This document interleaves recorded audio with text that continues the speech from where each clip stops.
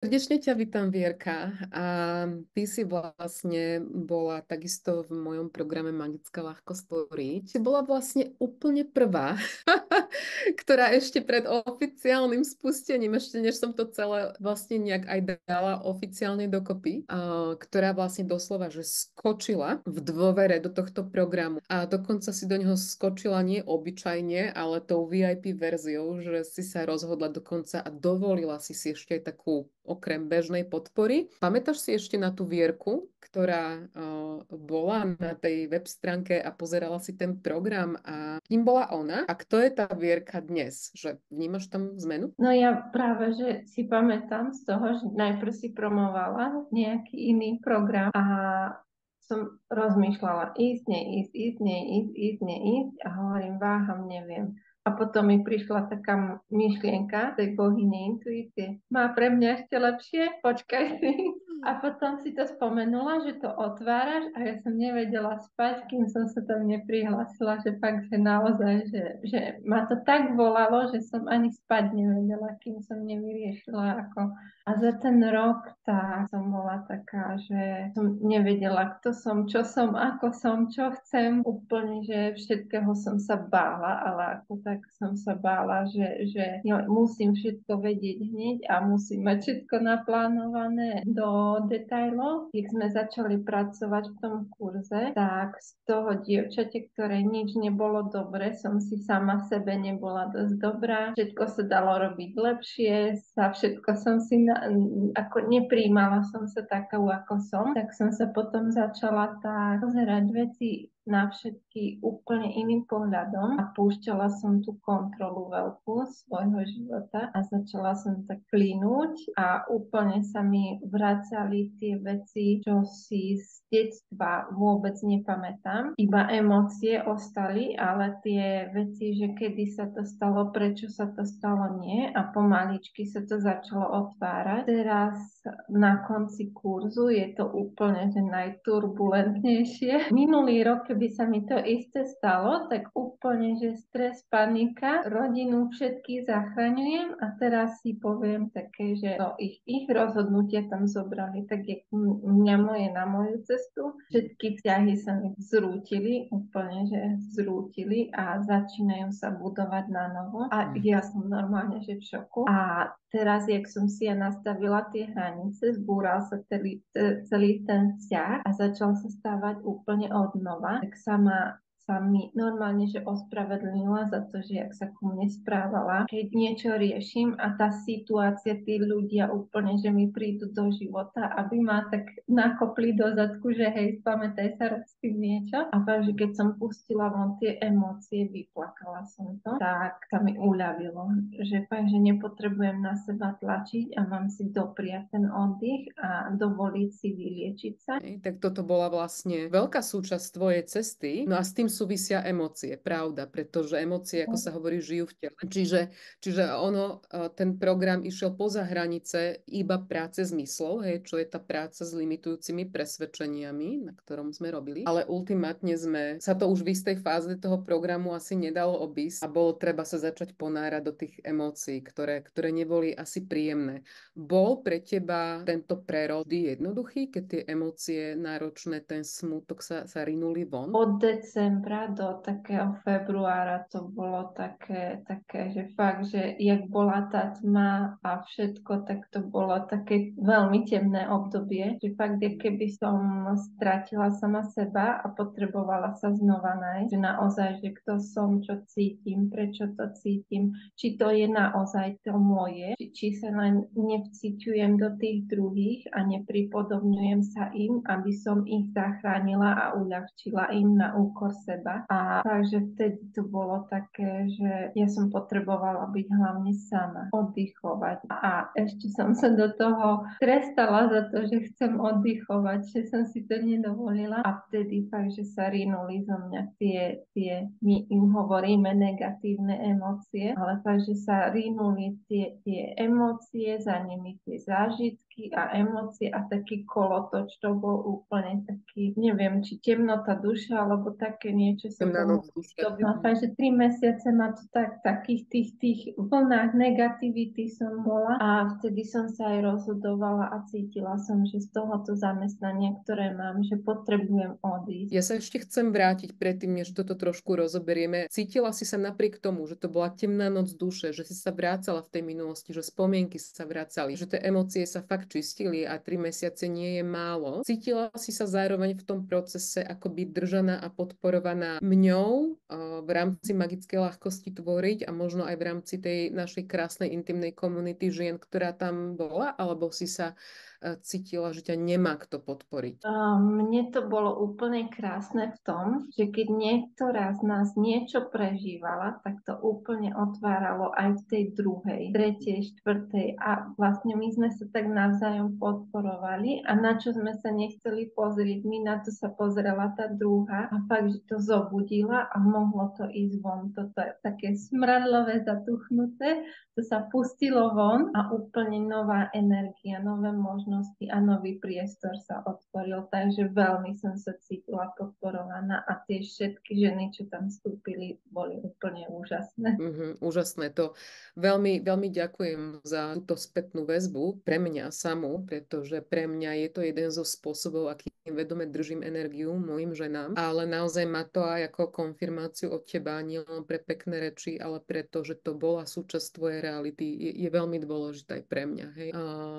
Takže tak, no a tebe sa teda otvorilo toľko to darov, human design, trading, a teda tá zručnosť v ručných prácach je úplne neuveriteľná. Vierka, uplete ešte aj rybárskú sieť, aby som na ňu bonzla. A ako možno trošku teraz taký praktickejší pohľad na ten program, ako sa ti pozdávala, povedzme, nejaká jeho štruktúra, to, ako sme to mali urobené, že stretnutie 2-krát do mesiaca. Mali ste k tomu aj celkom také tie hravé listy na žurnaling. Malo to nejakú štruktúru. Išli sme od seba poznania k sebaláske. Súčasťou tej štruktúry bol aj vzťah k peniazom. Čiže pracovali sme aj s tou tmou, s tými koreňmi, ale pracovali sme aj s tým potenciálom, s tou korunou. Ako sa ti to zdalo? Bolo toho príliš veľa? A ako si to vnímala? Mne toto vyhovovalo veľmi, lebo vlastne v tom mesiaci sme sa stretli 2-krát a celý mesiac sme brali tú jednu tému, takže pre mňa to bolo úplne super, lebo ja som stihla si precítiť, integrovať niektoré veci. Po tých 2 týždňoch sme sa mohli pýtať, čo nám nebolo jasné, takže sme mali ďalšie 2 týždne na integráciu, takže mne to bolo úplne super v tom, že ostatné kurzy, čo som mala, tak hop za týždeň alebo za 3 týždne, že všetko a úplne, že človek mal potom v tom bordel a tuto sa vedel s tým cítiť a tie pracovné zošity sú úplne tiež super, lebo hoci kedy sa k tomu môžem vrátiť a nájdem úplne, že hlbšiu úroveň, ako som predtým našla a tie otázky, čo som mala vtedy, tak úplne inak vnímam tie odpovede, čo sme od teba dostali a nie len na moje otázky, ale aj na ostatných žien. A takže úplne ja som rada za tie pracovné zošity, lebo keď si pozriem, čo som písala vtedy a čo by som napísala teraz, lebo fakt, že to berem jak niečo nadčasové, že keď sa na to pozriem za 5 rokov, tak si tam zase nájdem to aktuálne pre mňa. Takže asi toľko, že... Mhm. Úplne vnímaš, že z akej úrovne vedomia, lebo tak sa to odborne povie, že čo si bola schopná vnímať možno na začiatku tej cesty a čo si schopná vnímať teraz. A je to presne ako hovoríš, že keď si to pozrieš ešte neskôr, alebo teraz, keď si možno spätne občas pustíš niektorú energetickú cestu alebo nejaký záznam, tak úplne iné veci počujeme. A vlastne tam aj tkvie taká vďačnosť sebe, že keď sa obzrieme späť, až vtedy si uvedomíme, akú veľkú cestu sme prešli a tým pádom, ako môžeme byť na seba hrdé a sebe vďačné, že sme si to dovolili. Takže tie listy, tie hravé listy, tak vlastne ich úlohou je hodne kotviť a tiež ponúknuť samostatný rozmer, že nemusím si prechádzať celé 1,5 hodiny modul, ale jednoducho mi stačí možno prejsť pracovné listy a nájsť tam vlastne nejakú odpoveď. V čom vnímaš, Viery, možno moju prácu nejakým spôsobom ako ikonickú, unikátnu, oproti možno tomu, čo si zvykla, či už na nejakých webinároch, alebo možno aj v nejakých iných programoch zažiť, že v čom je to vlastne teda iné? Lebo hodne sa ku mne dostáva, že moja práca je iná, že moje programy sú iné a možno pre niekoho, kto ma vidí prvýkrát a vidí tú ikonickú koučku a ty už predsa len už si na nejakej tej ceste so mňou od bohyne intuície cez magickú ľahkosť tvoriť. V čom teda je tá práca iná? Tak iné je v tom, že ty máš harmóniu medzi tými ženskými a mužskými energiami, jak sa to hovorí. Že není to z tej takej chlapskej starej energie, že musíme na veci tlačiť a musí sa to robiť štruktúrovania takým spôsobom a presne takto. Ale veľmi sa mi páči, že ty nabádaš človeka, aby si našiel svoj unikátny spôsob, ako na to a počúval sám seba a tú svoju múdrosť. Vedel sa na ňu naladiť a počuť ju, aby našiel fakt, že ten svoj unikátny a ikonický spôsob, ako to robiť, lebo každý sme jedinečný a prišli sme sem byť jedineční a ty tú jedinečnosť v každom podporuješ. To je také iné. Ďalšie iné je, že ty tam nebereš veci, že v minulosti takto sa mali muži k ženám a že oni sú týrani, ale fakt, že bere, že aj oni sú tým zranení a nehaníš ich, neumenšuješ ich za to a neodsudzuješ, to sa mi tiež veľmi páči.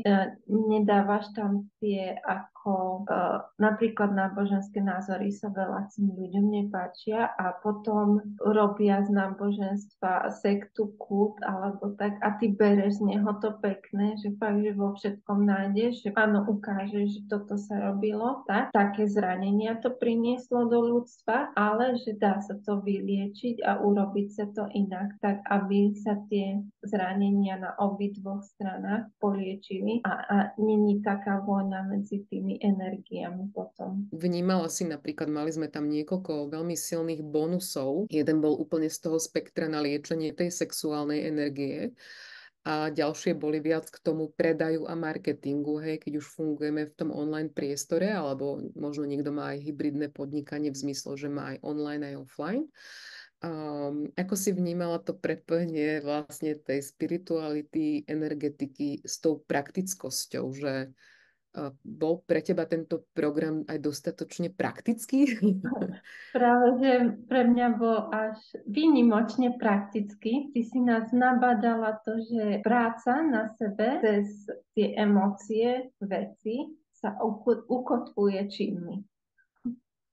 A že každý deň malý krôčik intuície urobí väčšie zázraky, jak meditovanie 24 hodín denne. Áno, áno. A fakt, že tie praktické kroky, ale ty si nám kvázi nepovedala tie praktické kroky, ty si nám len dala otázky, aby sme si sami prišli na tie praktické kroky. Takže na tebe sa mi páči to, že vieš dávať v správny čas tie správne otázky, aby si človek fakt, že prišiel na to svoje správne pre seba a podporovala si nás v tom, aby sme sa s tým hrali, skúmali to ako malé deti a išli do toho s tou ich odvahou, vynaliezavosťou, dôverou. Hravosť. A možno teda existujú a budú nás pozerať ženy, ktoré to môže lákať, ale nemusia si byť isté, pre koho to je. A ja môžem hovoriť jednu vec, ale viem, že z tvojich úst to bude preneznieť ešte inak. Komu by si ty odporúčila magickú ľahkosť tvoriť? Pre koho je podľa teba tento program špeciálne vhodný? Prichádza ti niečo? Hlavne pre tie, čo sa boja byť sami sebou. Takže prestup k tej ikonickosti. Hej, že Áno, dovolí. tie, ktoré vždycky sa prispôsobovali druhým a fakt, že sa báli byť sami sebou, lebo počúvali, že sú moc, musia byť menej. Potom takým, čo sa boja byť videné a počuté, že nie sú dosť, že presne ten opak, nie sú dosť dobré a takým, ktorých do toho volá srdce. To je ten ultimátny nástroj tej intuície v tom našom tele. A ja to vždycky hovorím, že nechápem síce prečo, ale viem, že tam mám byť. Hej. Takže Že keď super. ich to zdvihne, tak zo stoličky, že chod tam. Jasné. A ďakujem ti veľmi pekne za tento úžasný rozhovor, za toto úžasné svedectvo, za tvoju krásnu energiu a veľmi ťa oslavujem. Dobre? A ja ďakujem.